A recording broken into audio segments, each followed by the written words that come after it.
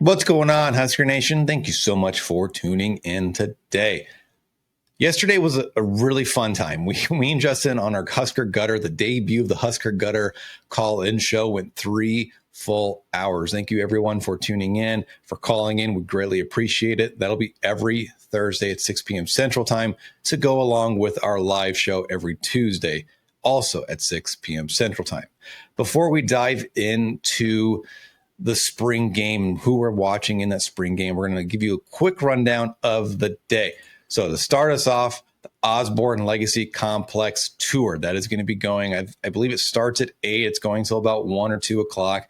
You have to buy tickets to that, or you have to buy tickets to the volleyball game or the soccer game or something like that.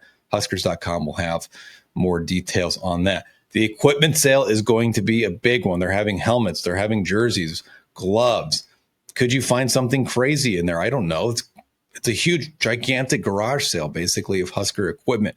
Is there basketball or baseball stuff? I don't know, but I would guess it's primarily football. Now, if you get a jersey, just don't be shocked that there will not be a last name on the jersey. But if you get a 15 jersey, it's one of two people. It's Sire Wright or Dylan Raiola.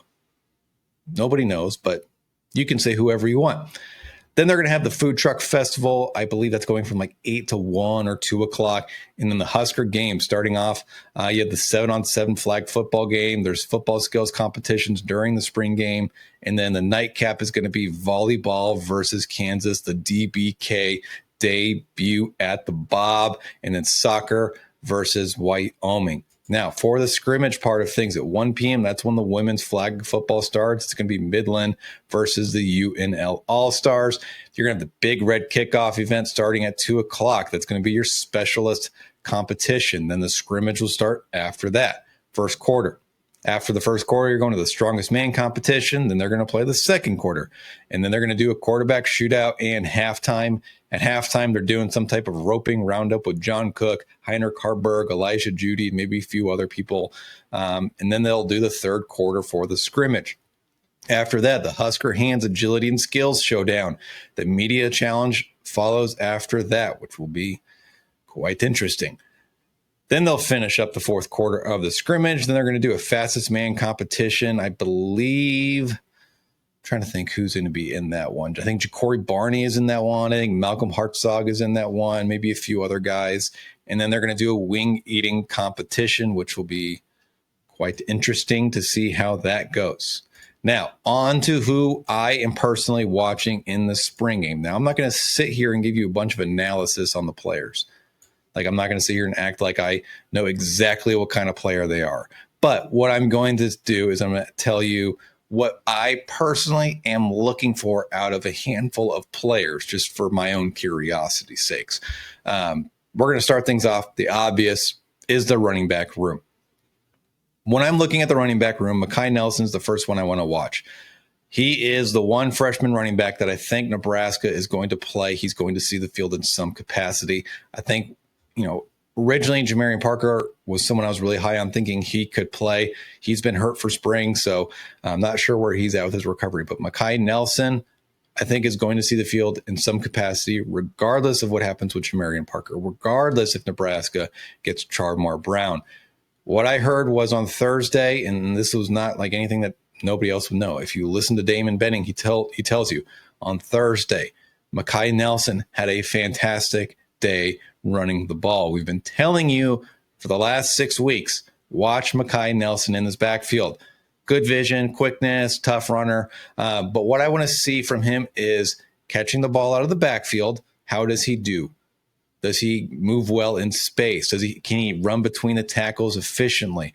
These are things that we see on high school tape, but once they get to college, you kind of want to see how those skills develop. And then pass protection. Does he pick up the blitz? Things of that nature. That's one of the biggest things that keeps players off the field at running back is their ability to pass block, especially in a pro-style system like what Nebraska runs. The other running back I want to see is Connor Booth. Really just, it's out of curiosity for me. I want to see how he's coming back from his knee injury. He had surgery in the offseason. He's been playing in spring. I want to see, does he still have that ability to cut and go? How's his speed looking, durability, things like that. Now, he ran a 4.5 at a combine event as a junior in high school. Of course, that was all prior to his injury. Good size at 215 pounds. Similar to Nelson, I want to see how Booth does catching the ball out of the backfield. Now, for his reason, it's different because Booth hardly ever caught the ball out of the backfield in high school. So I want to see how his hands are. And then I also want to see pass protection because, again, in high school with Booth, he never really pass blocked. Hardly ever. He was the entire offense. He was a guy that had 25 carries, 30 carries a game, and 250 to 300 yards a game in Class C2. So I want to see how he's doing in that development. I have my eye on 2 wide receivers as well. I want to see Quinn Clark. Quinn Clark, has he bulked up? He was 6'4", 195 to 200 pounds or so last year. I would expect Quinn Clark to be in this 210, 215 pound range because 190 to 200 pounds at 6'4" is awfully skinny.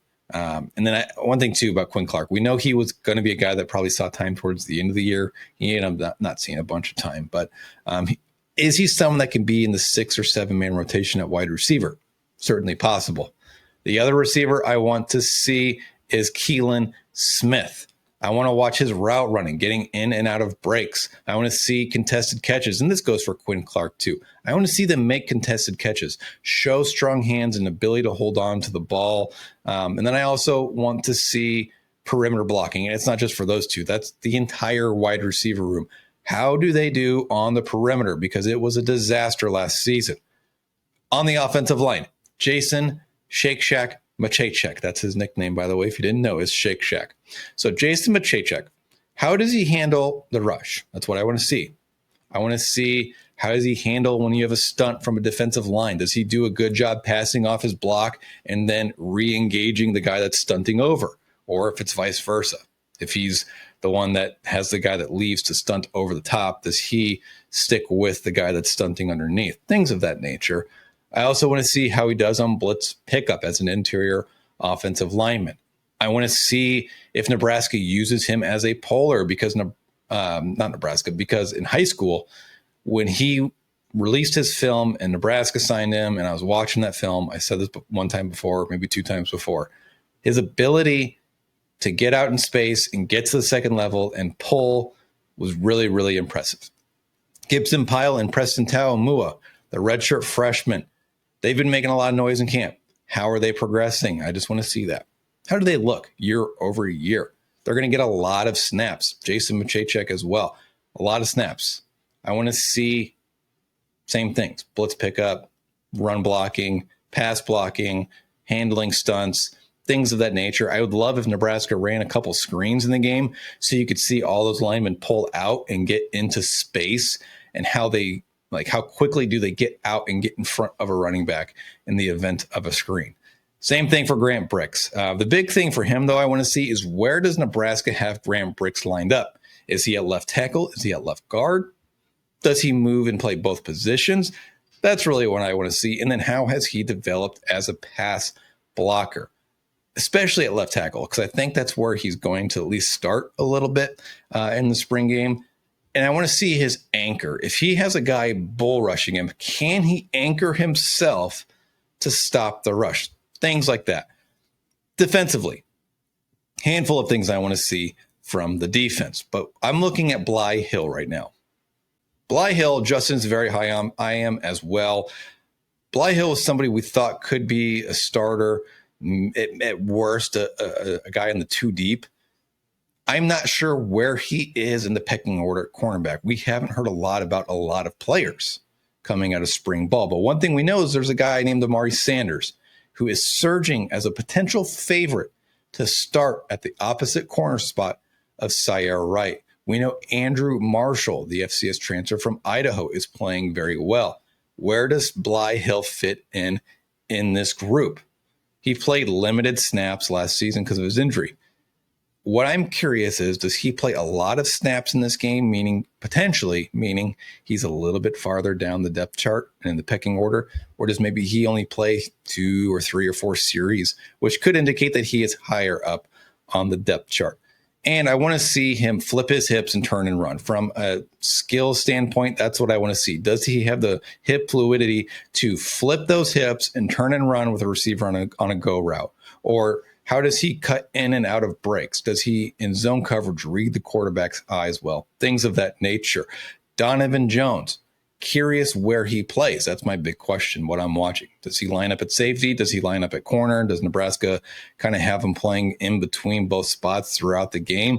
And can he carry his momentum from the Pinstripe Bowl, where Donovan Jones played 40 snaps and played damn good?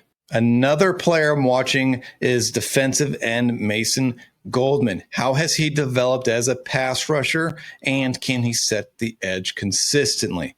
Another defensive end, Williams Nwaneri. Something tells me that we're not going to see a lot of him in the spring game. Something tells me that he is clicking right now at a high level and that he's going to take a big step forward in 2025. But if we do see him in the spring game, and if we do see a lot of him, same things as Mason Goldman. How is he as a pass rusher? Can he set the edge? Does he get his hands up and bat balls down? And then another defensive lineman, Gabe Moore. First time playing in 2 years. How does he hold up inside? Can he stop the run? Can he be the guy that clogs up the middle for Nebraska's defense? And then at linebacker, Gage Stanger is another player I'm watching. Dylan Raiola identified him as a leader. He's pretty solid in pass coverage. He played all over the field in high school at Millard South. I want to see how he does in pass coverage still, though, because it is a very difficult thing as a linebacker to do. How does he do in the run fits? Can he shed blocks from the offensive line? And then lastly, is he an outside linebacker or is he a middle linebacker? Then my last player, and this was a tough list too. So before I get to this last player, this was a very, very tough thing for me to do, to find a handful of guys that I specifically wanted to watch. And the reason is there's so much talent. There's so much young talent. And so it was hard for me to identify certain people. So I wanted to just kind of do a lot of the guys we've been talking about on the channel for the last month and a half or so. So my last person is Maverick Noonan. How has he developed as a pass rusher? That was his specialty in high school. So I want to see how he's evolved that aspect of his game at the collegiate level. I also want to see, as a jack linebacker, how they utilize him.